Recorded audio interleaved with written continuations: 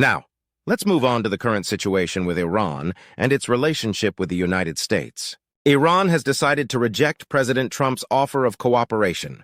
Instead of extending a hand to work together on stabilizing the region, they've chosen a path of defiance. This decision could prove to be a massive mistake, especially with the increasing threats from the U.S. President. Trump has issued a warning. If an agreement isn't reached, the U.S. could carry out strikes on Iran that would be unprecedented in scale. Why is this so critical? It's because President Trump is pushing for security and stability in the region. He's also looking to ensure that the new exchange rate for Iraq, which is directly tied to regional stability, is achieved. The U.S. wants to see Iraq prosper with a stable currency, which is vital for the economy and to ease regional tensions.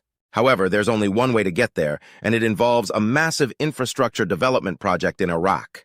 This project, connecting Iraq via a new train route through Turkey and Damascus, is set to be a game-changer for the region, both economically and politically. What's significant here is that we are seeing real progress. The infrastructure work is moving ahead faster than anyone predicted. This isn't something we saw in 2016, 2018, or even just 2 years ago. The momentum has picked up significantly, and al-Sudani, Iraq's current prime minister, has proven instrumental in driving these changes forward. Not only does he have the backing of key figures like Sistani, but it also looks like al-Sadr might be on board too. This broad support sets the stage for Iraq to take major steps toward economic revitalization. What if the Iraqi dinar changes in a way you've never expected? What if I told you that the Iraqi dinar could change in ways that no one expects?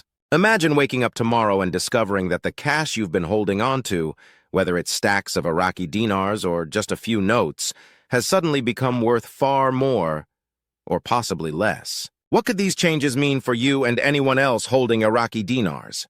Today, we're going to dive deep into one of the most discussed potential changes, the deletion of zeros from the currency and the introduction of a central bank digital currency, CBDC.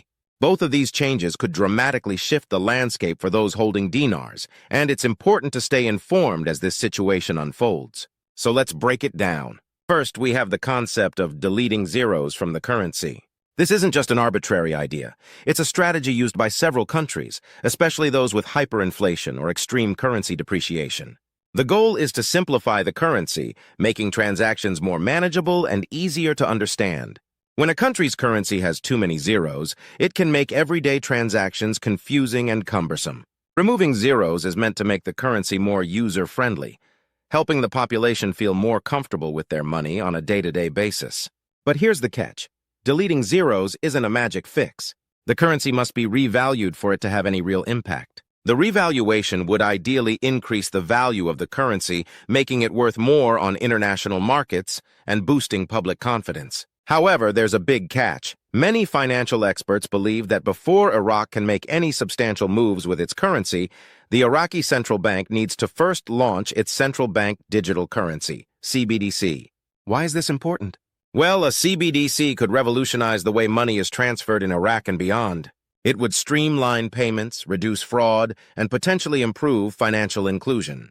While it may sound like a futuristic concept, CBDCs are becoming a global trend, with many countries exploring them as a means of modernizing their financial systems. For Iraq, it seems the government and central bank are waiting for the CBDC to be fully operational before making any major changes to the value of the dinar. What does this mean for you? If you're currently holding onto Iraqi dinars, this could mean that the significant changes you're waiting for won't come until the digital currency is ready. Imagine you've planted a tree and are waiting for it to bear fruit, but you can't rush nature. Similarly, you can't rush the development of a national currency system, especially when it involves cutting-edge technology like digital currency. As you wait for these changes, you'll have to consider the potential risks and rewards. Should you hold on to your dinars and wait for the value to increase after the currency revaluation and digital currency launch? Or should you start cashing in while the value is still relatively stable? These are important questions to consider. The truth is, timing is everything. To help put this into perspective, think about it like a game at a fair. Imagine you're collecting tickets, and the fair announces that starting tomorrow, the prizes will be worth even more. Knowing when to cash in your tickets is crucial, right? Well, the same logic applies to holding on to dinars. If the Iraqi central bank is planning a shift to digital currency, it could change the dynamics of the entire economy and the value of the dinar. The stakes are high, and you need to stay informed. The bigger picture. What's happening with the Iraqi economy? Let's zoom out a bit and talk about why all of this is happening. Why is Iraq working so hard to stabilize its currency and economy? Well, the truth is, Iraq's currency has faced major challenges ever since the war. Many investors took a risk on the Iraqi dinar, hoping that one day the economy would stabilize and their investment would pay off. But the question remains, why is there now this renewed focus on stabilizing the dinar? The Iraqi government and central bank have been very clear about their goal. They want to create a strong, stable economy that will support a higher value for the dinar. But we all know that it's easier said than done. Instability in any economy leads to a lack of confidence in its currency. When people don't trust their money to hold its value, they hesitate to spend or invest. This hesitancy can contribute to further economic decline, creating a vicious cycle that is difficult to break. So what steps are the Iraqi government taking to fix this? The first is improving the overall economy.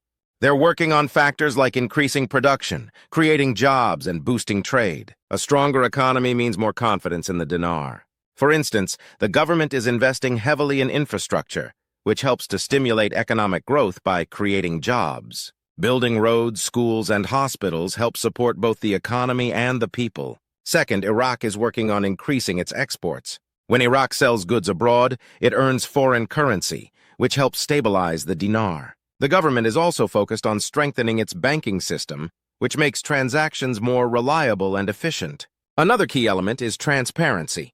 The Iraqi government understands that to regain the public's trust, they need to be open and honest about their plans. This transparency will help build confidence, both domestically and internationally. The path forward: patience and preparation. If all goes according to plan, as the economy stabilizes, people will see improvements in their everyday lives.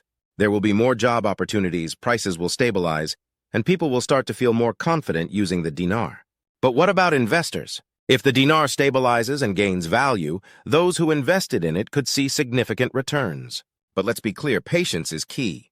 Currency stabilization takes time, and the government is asking for understanding as they move forward with their plans. Every step they take is meant to lead to a stronger future for the currency and the country. Whether you're holding on to Iraqi dinars or just following the situation, the next few years are going to be critical. Stay informed by following reliable news sources, financial experts, and updates from the Central Bank of Iraq. Diversifying your investments might also be a smart strategy, especially as the situation evolves. As we wrap up, I want to hear from you. What do you think about the potential changes to the Iraqi dinar? Are you holding on to your investment or looking for ways to cash in? Let me know your thoughts in the comments below. And if you found this video helpful, go ahead and hit that like button, subscribe, and turn on notifications for more insights on currency, finance, and global economic developments. Thanks for watching, and I look forward to continuing this discussion with you.